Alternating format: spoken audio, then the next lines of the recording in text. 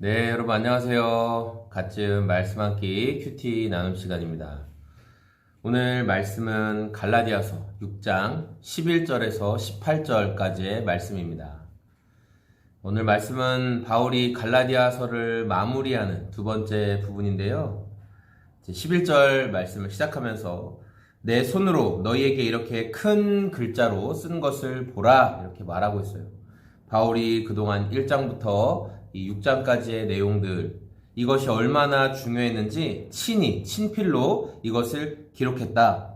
그리고 큰 글자로 기록했다. 여기에는 여러 가지 해석이 될 수 있겠지만 이 손으로 친히 썼다. 그만큼 내가 중요하고 이건 누가 위조한 게 아니고 다른 사람의 생각이 아니라 하나님이 나에게 주신 계시, 또 하나님께서 나를 사도로 부르신 내가 너희에게 이것을 친히 썼고, 그리고 큰 글자, 이것은 바울이 눈이 안 좋아서 글자를 크게 썼다, 그런 성경 해석자들도 있지만, 저는 큰 글자라는 것의 의미를 강조하는, 중요하게 생각해서 강조하는 그런 필사가들이 그렇게 쓴 그런 의미로 보면, 바울이 갈라디아서를 통해 했던 이 복음의 교훈, 다시 유대의 율법주의로 돌아가려고 하는 이 갈라디아 성도들을 향해서 정말 애타는 마음으로 썼다는 것을 알 수가 있죠.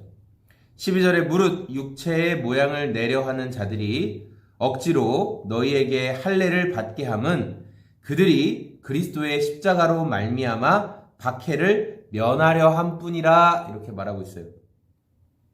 그러니까 이 교회에 들어와서 거짓 교훈을 가르치는 이 거짓 교사들은 예수님을 믿어야 한다, 그거에 대해서 반대한 게 아니었어요. 그래, 예수님 믿어야지. 그런데 예수님도 믿어야 되지만 율법도 지켜야 돼 라고 말했어요. 그런데 이들이 예수님도 믿어야 하지만 율법도 지켜야 돼 라고 말한 이유에는 여러 가지가 있죠. 이들의 동기, 이들이 이런 주장을 했던 동기, 왜 그랬냐? 그것은 자신들의 그런 외적인 율법을 잘 지켜서, 모세의 율법을 잘 지켜서 거룩해 보이는 그런 것들을 사람들에게 보여주고 싶어서, 타인들에게 보여주고 싶은 그런 의미가 있었어요. 또 하나는 뭐냐면 자신들이 이 로마 제국 안에서 여러 가지 것들을 지켜내면서 오직 그리스도만이 유일합니다, 오직 예수님만이 유일합니다 라고 말하지 않고, 로마에서 인정하던, 로마에서 용인하던 뭔가 유대교와 비슷한 라인을 타는 것 같으면서도 거기에 예수님을 하나 더 믿는 그런 느낌으로 해서 로마 제국 안에서의 보호를 받으려고 하는 게 있었고, 거기에 또 하나는 뭐예요? 강경한 유대인들, 그러니까 예수님을 인정하지 않았던 정말 아주 근본적인 유대주의자들한테는 우리도 율법 지킵니다, 우리도 율법 지키고 있습니다 라고 말해서 뭐예요? 그들의 핍박은 안 받고 싶은 거예요. 또 같은 유대인 안에서도 강경한 유대인들의 핍박을 받고 싶지 않아서 우리도 율법 지켜요, 물론 예수님도 믿긴 하지만 그래도 우리 율법 지키니까 똑같아요, 이렇게 말을 했다라는 거죠.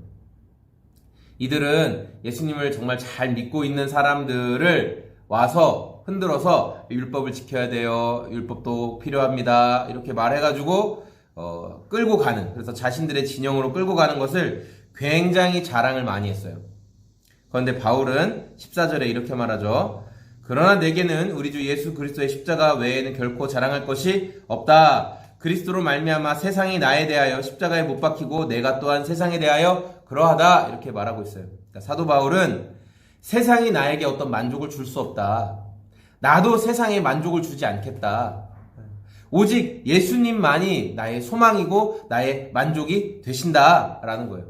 그렇다고 바울이 세상 법과 질서를 다 무시했냐? 그건 아닙니다. 그런 식으로 해석하시면 안 돼요. 사도 바울이 세상의 법과 질서와 또 하나님의 어떤 질서 가운데 세우신 그 왕과 통치자들을 다 저주하고 다 혁명을 일으키고 다 뒤집어 엎어라, 그런 말 하지 않았어요. 오히려 바울은 종들이 주인에게, 상전에게 순복하고, 그리고 상전들도 종들에게 선하게 대해주고, 왜냐하면 우리의 진짜 상전은 하늘에 계시기 때문에, 눈에 보이는 인간 상전이 우리의 완전한 상전이 아니라 하늘에 계신 하나님, 그 상전을 항상 의식하면서 종도 주인도 통치자도 살아가라. 그렇게 이야기했어요.